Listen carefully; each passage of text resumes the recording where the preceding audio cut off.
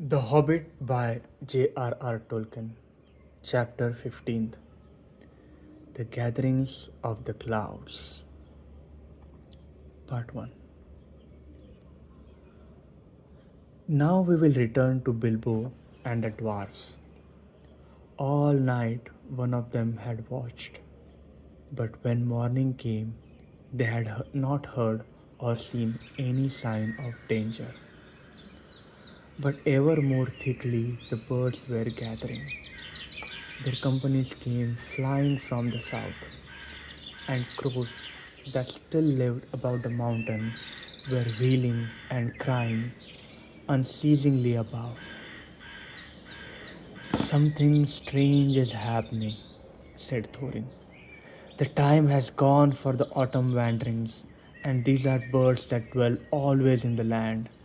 There are starlings and flocks of finches, and far off there are many carrion birds as if battle were afoot. Suddenly Bilbo pointed. There is that old thrush again, he cried. He seems to have escaped when Smug smashed the mountainside, but I don't suppose the snails have. Sure enough, the old thrush was there, and as Bilbo pointed, he flew towards them and perched on a stone nearby. Then he fluttered his wings and sang. Then he cocked his head on one side as if to listen, and again he sang, and again he listened. I believe he is trying to tell us something, said Balin, but I cannot follow the speech of such birds. It is very quick and difficult. Can you make it out, Baggins? Not very well, said Bilbo. As a matter of fact, he could make nothing of it at all. But the old fellow seems very excited. I only wish he was a raven, said Balin. I thought you did not like them. You seemed very shy of them when we came this way before. Those were crows, and nasty, suspicious looking creatures at that, and rude as well. You must have heard the ugly names they were calling after us. But the ravens are different.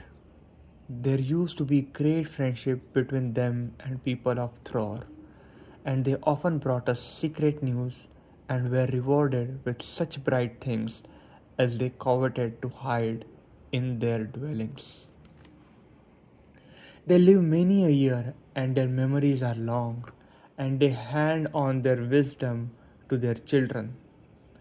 I knew many among the ravens of rocks when I was dwarf lad.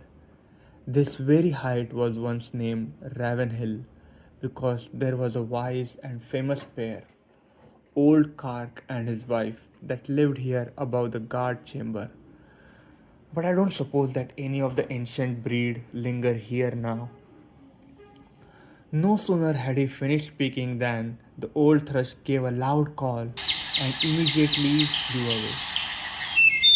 We may not understand him, but that old bird understands us, I am sure, said Balin. Keep watch now and see what happens. Before long there was a fluttering of wings, and back came the thrush, and with him came a most decrepit old bird.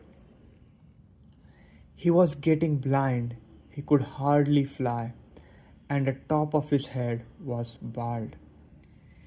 He was an aged raven of great size. He alighted stiffly on the ground before them, slowly flapped his wings, and bobbed towards Thorin. O Thorin, son of Threrin, and Balin, son of Fundin, he croaked, and Bilbo could understand what he said, for he used ordinary language and not bird speech. I am Rock, son of Kark. Kark is dead, but he was well known to you once. It is 100 years and 3 and 50 since I came out of the egg, But I do not forget what my father told me. Now I am the chief of the great ravens of the mountain. We are few, but we remember still the king that was of old. Most of my people are abroad, for there are great tidings in the south. Some are tidings of joy to you, and some you will not think so good. Behold, the birds are gathering back again to the mountain and to the dale from the south and east and west, for word has gone out that Smug is dead. Dead, dead, shouted the dwarfs. Dead? Then we have been in needless fear, and the treasure is ours. They all sprang up and began to caper about for joy. Yes, dead, said Rock. The thrush, may his feathers never fall, saw him die, and we may trust his words. He saw him fall in battle with the men of Esgroth, and third night back from now at the rising of the moon. It was some time before Thorin could bring the dwarfs to be silent and listen to the raven's news. At length, when he had told all the tale of the battle, he went on. So much for joy, Thorin Oakenshield. You may go back to your halls in safety. All the treasure is yours for the moment. But many are gathering hither beside the birds. The news of the death of the guardian has already gone far and wide, and the legend of the wealth of Thror has not lost in telling during many years. Many are eager to share of the spoil. Already a host of elves is on the way, and carrion birds are with them, hoping for battle and slaughter. By the lake men murmur that their sorrows are due to the dwarfs, for they are homeless and many have died, and Smug has destroyed their town. They too think to find amends from your treasure, whether you are alive or dead. Your own wisdom must decide your course, but 13 is small remnant of the great folk of Durian that once dwelt here, and now are scattered far. If you will listen to my counsel, you will not trust the master of Lekmen, but rather him that shot the dragon with his bow. Bard is he, of race of Del, of the line of Girion. He is a grim man, but true. We would see peace once more among dwarfs and men and elves after a long dissolution, but it may cost you dear in gold. I have spoken. Then Thorin burst forth in anger. Our thanks, Rokar's son. You and your people shall not be forgotten. But none of our gold shall thieves take, or the violent carry off while we are alive. If you would earn our thanks still more, bring us the news of any that draw near. Also, I would beg of you, if any of you are still young and strong of wing, that you would send messengers to our kin in the mountains of the north, both west from here and east, and tell them of our plight. But go specially to my cousin Dane in the Iron Hills, for he has many people well armed and dwells nearest to the place. Bid him hasten. I will not say if this counsel be good or bad, croaked Roke, but I will do what can be done.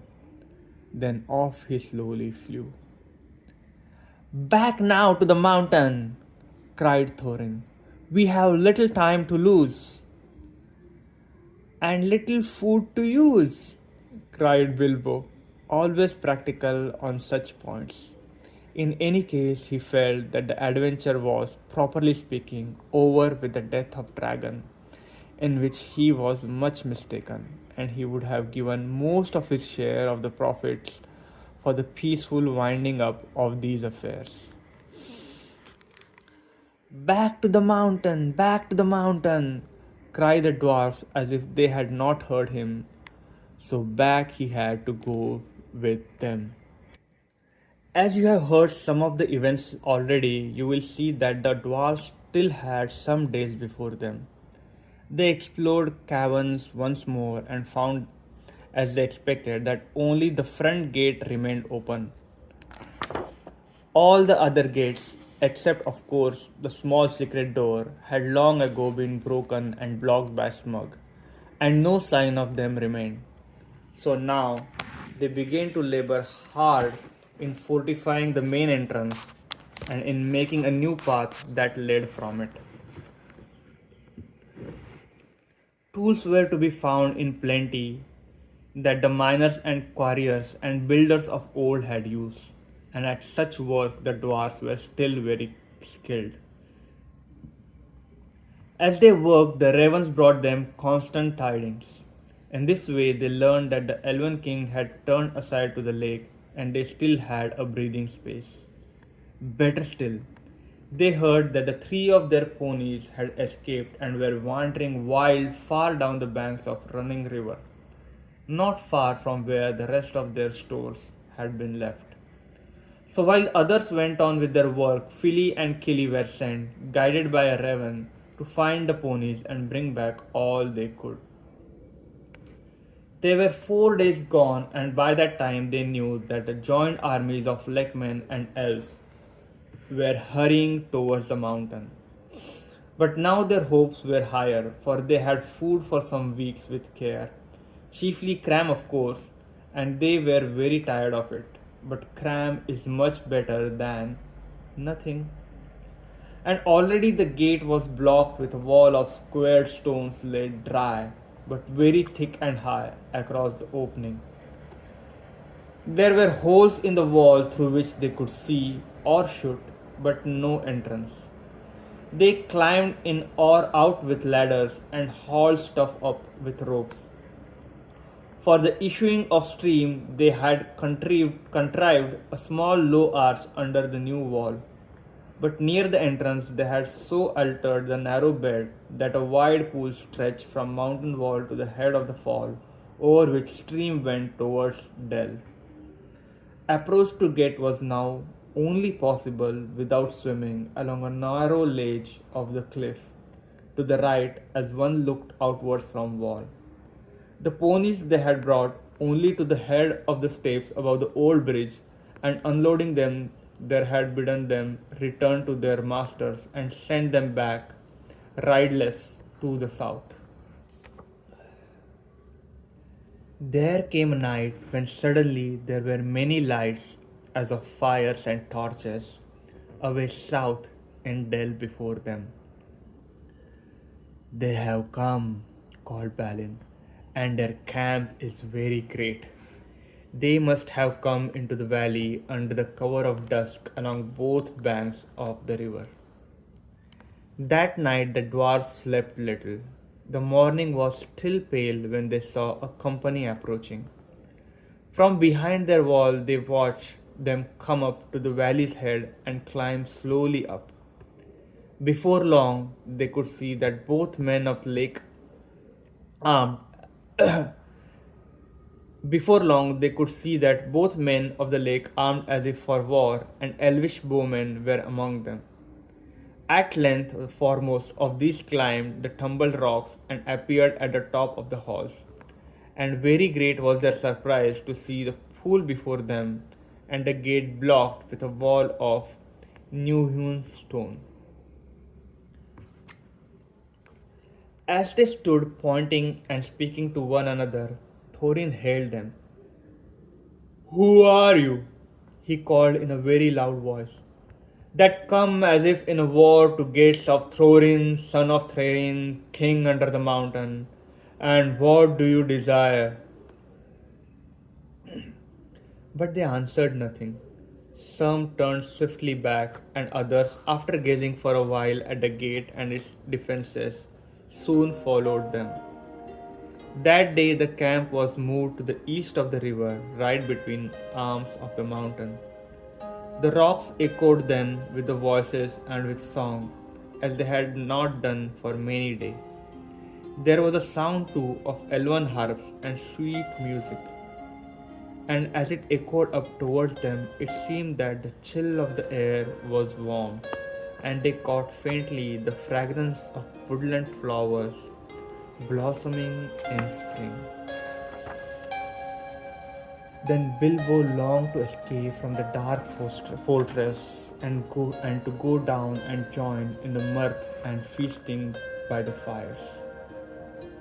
Some of the younger dwarfs were moved in their hearts too, and they muttered that they wished things had fallen out otherwise and they might welcome such folk as friends.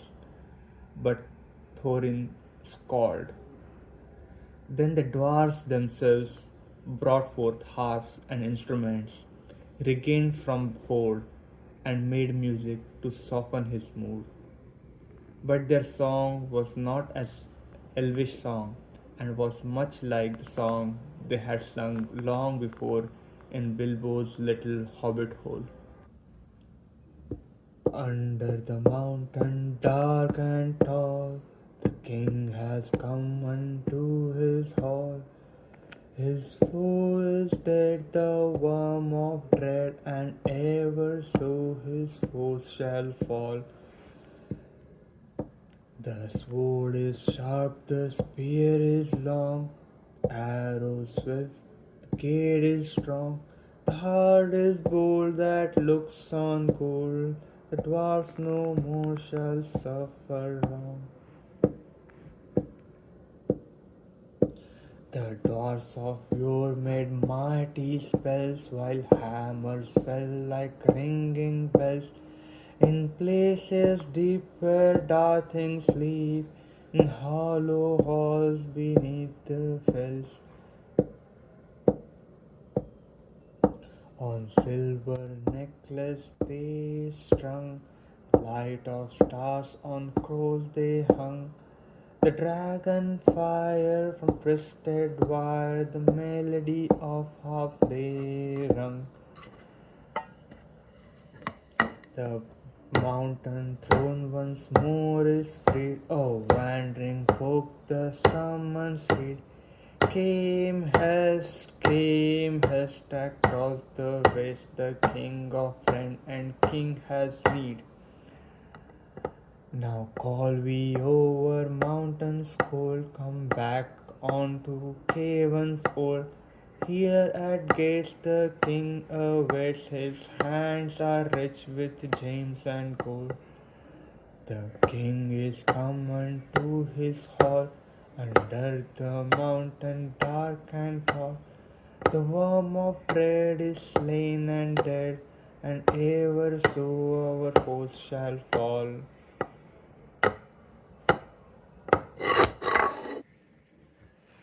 This song appeared to please Thorin, and he smiled again and grew merry. And he began reckoning the distance to the Iron Hills and how long it would be before Dane could reach the lonely mountain. If he had set out as soon as the message reached him. But Bilbo's heart fell, both at the song and the talk. They sounded much too warlike. The next morning, early, a company of spearmen was seen crossing the river and marching up the valley. They bore with them the green banner of Elven King and the blue banner of the lake, and they advanced until they stood right before the wall of the gate. Again Thorin hailed them in a loud voice. Who are you that come armed for war to the gates of Thorin, son of Threrin, king under the mountain? This time he was answered. A tall man stood forward, dark of hair and grim of face, and he cried, Hail Thorin, why do you fence yourself like a robber in this hold? We are not yet foes, and we rejoice that you are alive beyond our hope. We come expecting to find none living here, yet now that we are met, there is a matter of parley and counsel. Who are you, and of what would you parley? I am Bard, and by my hand was the dragon slain, and your treasure delivered. Is that not a matter that concerns you? Moreover, I am by right descent the heir of Girion of Dale, and in your hoard is mingled much of the wealth of his halls and towns, which old Smug stole. Is not that a matter of which we may speak? Further, in his battle, Smug destroyed the dwellings of men of Esgroth, and I am yet the servant of their master.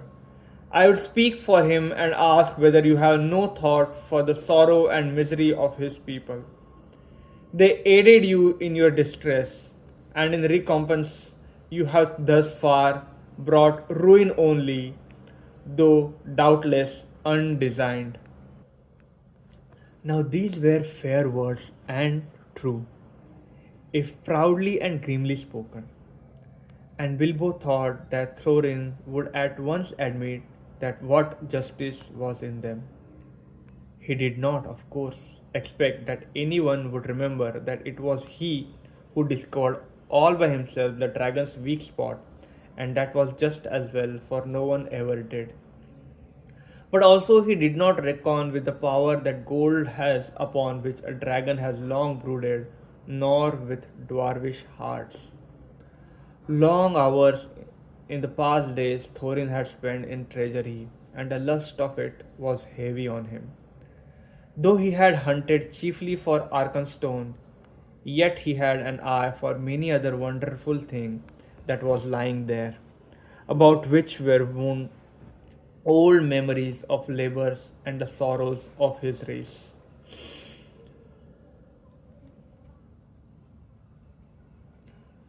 You put your worst cause last and in the chief place, Thorin answered. To the treasure of my people no man has claim, because Smug, who stole it from us, also robbed him of life or home. The treasure was not his, that his evil deeds should be amended with a share of it. The price of goods and assistance that we received of like men we will fairly pay in due time. But nothing will we give, not even loaf's worth, under threat of force. While an armed host lies before our doors, we look on you as foes and thieves. It is in my mind to ask what share of their inheritance you would have paid to our kindred had you found the hoard unguarded and us slain. Thorin asked. A just question, replied Bard. But you are not dead, and we are not robbers.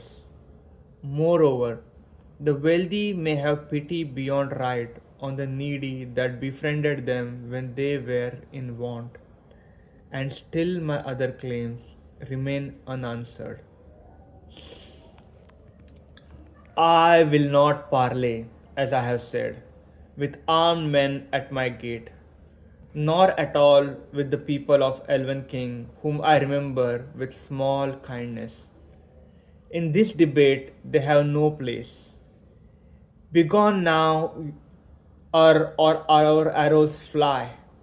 And if you would speak with me again, first dismiss the elvish host to the woods where it belongs, and then return, laying down your arms before you approach the threshold. The Elven King is my friend, and he has succored the people of the lake in their need, though they had no claim but friendship on him, answered Bard. We will give you time to repent your words, gather your wisdom, ere we return. Then he departed and went back to the camp.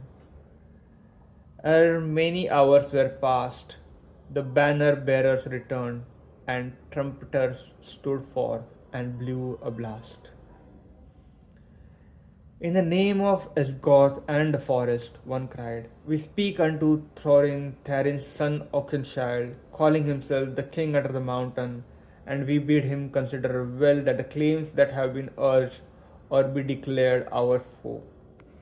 At the least he shall deliver 1/12 portion of the treasure unto Bard as the dragon's lair and the hair of Girion. From that portion Bard will himself contribute to the aid of Isgorth. But if Thorin would have the friendship and honor of the lands about, as his sires had of old, then he will give also somewhat of his own for the comfort of men of Lake. Then Thorin seized a bow of horn and shot an arrow at the speaker. It smote into his shield and stuck there, quivering. Since such is your answer, he called in return, I declare the mountain besieged. You shall not depart from it until you call on your side for a truce and a parley. We will bear no weapons against you, but we leave you to your gold. You may eat that if you will. With that, the messengers departed swiftly, and the dwarfs were left to consider their case. So grim had Thorin become that even if they had wished, the others would not have dared to find fault with him. But indeed, most of them seemed to share his mind, except perhaps old fat Bombur and Philly and Killy. Bilbo, of course, disapproved of the whole turn of affairs. He had by now had more than enough of the mountain, and being besieged inside it was not at all to his taste. The whole place still stinks of dragon, he grumbled to himself, and it makes me sick, and cram is beginning simply to stick in my throat. End of chapter 15. Hope you liked it.